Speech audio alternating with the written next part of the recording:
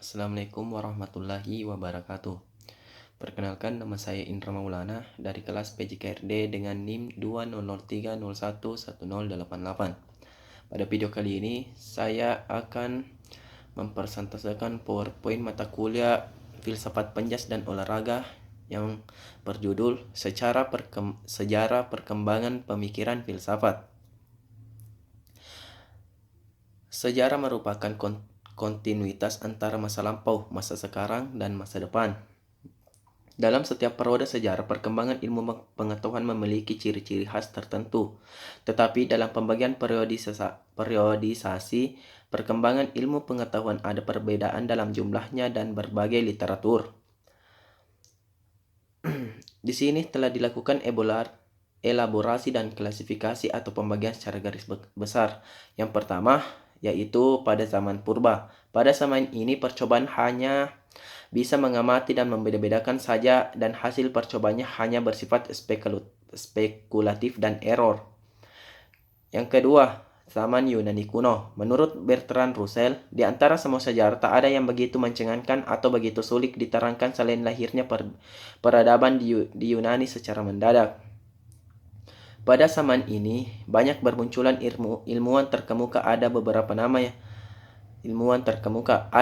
nama yang populer pada masa itu, yaitu Thales pada 624 sampai 545 sebelum Masehi. D2 Plato 427 sebelum Masehi sampai dengan 347 sebelum Masehi.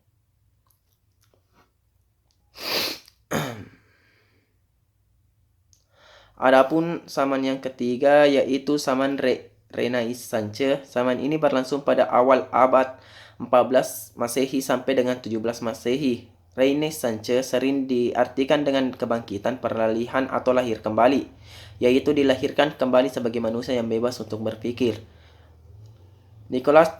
Adapun beberapa tokoh yang menjelaskan pada zaman ini yaitu pertama Nicolaus Copernicus, kedua Galileo Galilei, ketiga Johannes Kepler.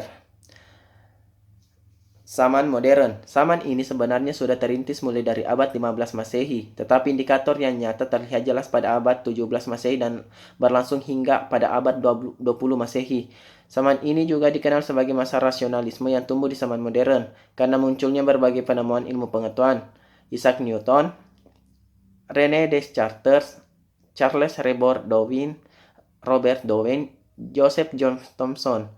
Dan yang terakhir, zaman kontemporer. Zaman ini bermula dari abad 20 Masehi sampai dengan saat ini. Zaman ini ditandai dengan adanya teknologi-teknologi canggih dan spesialis ilmu yang semakin tajam dan mendalam. Pada zaman ini, bidang fisika menempati kedudukan yang paling tinggi dan banyak dibicarakan oleh filsuf. Hal ini disebabkan karena fisika dipandang sebagai dasar ilmu pengetahuan yang subjek materinya mengandung unsur-unsur fundamental yang membentuk alam semesta. Baik, hanya itulah yang saya sampaikan tentang PowerPoint yang saya kerjakan pada mata kuliah Filsafat Penjas dan Olahraga. Sekian dan terima kasih.